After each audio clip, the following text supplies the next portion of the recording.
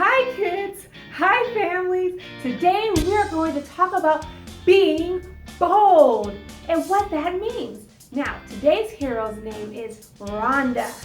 Now, Rhonda was a little servant girl who lived in a home of Christians. Now, these Christians were around during the early church days. And this story is found in Acts. So, what was Rhonda's role in this story? Well, Rhonda heard a knock at the door. And so she, being a little servant girl, went to the door and looked and saw Peter. Why was Peter at her door? Well, Peter was supposed to be in prison. But guess what? God saved him from prison. And Rhonda was so excited that she didn't even open the door. She didn't open the door, but she ran and told the adults in the house that Peter was at the door. And the adults said, "Rhonda, shh, we're praying for Peter. We know he's in prison." And Rhonda said, "No, he's at the door." And they're like, "No, he's not. He's not at the door." And she said, "Yes, he is." She was bold and she knew what was true. And when you know what's true, you can be bold about it. And so Rhonda, she was bold and didn't drop the matter. And so finally, they listened and they went to the door and they saw Peter. And they said, "Oh, Peter, God delivered you from prison." And they were so excited. Now, when we're bold for Christ, we can have confidence in knowing what we know to be true. And the Bible has so many promises, and there's so much good news in there. And we can be bold about it because we know that God never lies.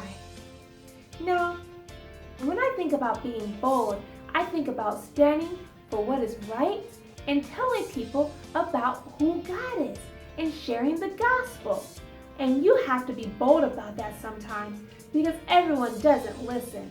Now, when you're bold and telling people about God's word, it is important to have the Holy Spirit in your heart. Because when people don't agree with you, it's easy to get upset because you believe something so strongly that if someone doesn't believe you, you might be really passionate about it and almost feel like you're about to burst. Let me show you. I have a balloon right here, and if I fill it up with air, and I fill it up, this is like us telling people about Christ.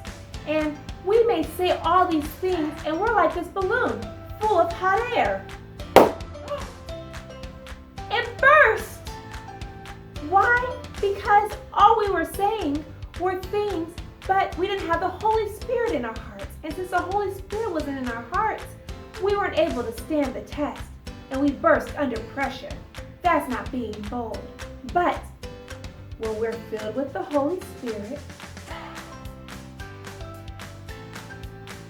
and God's living water, now when we talk about God's goodness, we're not just talking and filling our lives with hot air and just saying a whole lot of nothing. We now have the Holy Spirit in our hearts. And so when people don't listen, and it may feel a little personal because people don't believe what you're saying,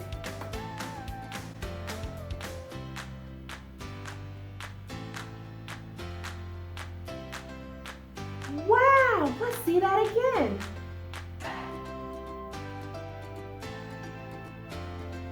The balloon didn't pop because when we're filled with the Holy Spirit, we can pass the test.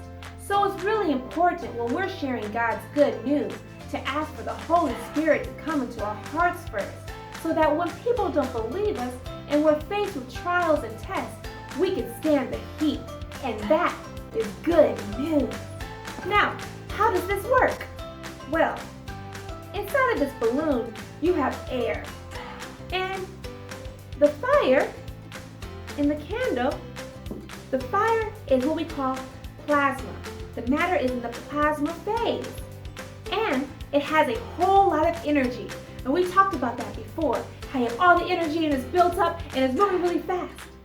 Well, the energy from the fire gets transferred to the balloon. And the air inside of the balloon by itself can't handle the pressure. And all the energy and all the force goes into the balloon. Now, the balloon can't withstand that heat and that energy from the fire, and so it bursts. And that's like us when we are all by ourselves. But guess what? When there's water inside the balloon, the water is able to take the energy and absorb it. And so the energy from the fire is not too much for the water. And that's like Christ. When Christ is in our hearts, Christ, he has already defeated sin. He's already passed the test. And so when the trials and the tribulations and the heat comes, he says, I already beat you. You are no match for me. And he's able to take all of that energy, all of that heat, all of that pressure, and put it on himself. And you are able to withstand it because God is in your heart. Now, that's important because when we pray and ask the Holy Spirit to come into our hearts, it is important to put all our trials, all our problems at the foot of Christ. Let him take control of it because God is more powerful than anything in this world. And he never gives you more than you can handle. All you have to do is pray and ask for his deliverance. And so if we know this to be true, and we know that God's promises are true, we can pass the test. And then we know we passed the test, we can be bold about it. Yes, be bold about it. So will you be bold? I know I'll be bold. I'll be bold for Christ and tell everyone about his good news. Oh yes, his good news is so wonderful. Yes, it is.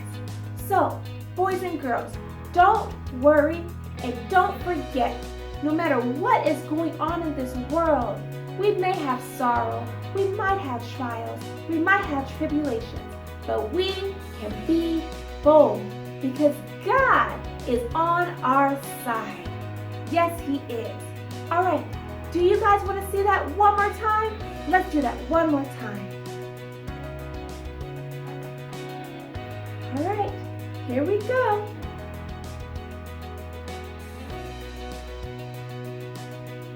Wow, the balloon passed the test. And you know what's interesting about trials and tribulations? Something you'll notice. You see those marks? A lot of times when we go through things, we are left a little scarred and we may have some blemishes. But guess what? We are still whole because we have Christ in our hearts. And not only do we have Christ in our hearts, we have a promise of a future that God will come back and cleanse us of all our marks and our blemishes that are a result of the sinful world. And we're able to live in heaven and be with God forever. So don't worry if sometimes when you fall, you're still a little dirty when you get up. Just dust yourself off and know that when God comes back, he's going to create a brand new creature. And we get to live in heaven where there will be no sadness, there will be no pain, and we don't have to worry about these blemishes because God will take them away. Yes, praise the Lord, God will take them all away. So kids, let's now end with prayer. Dear Heavenly Father, thank you so much for your good news and for your Son, because he gives us a sense of boldness. Because of his promises, we know he never lies. We can be bold. Thank you, Lord, for all of your good news. In Jesus' name, I do pray. Amen. All right, kids, I hope you enjoyed today's experiment and had lots of fun. Remember, be bold. Bye.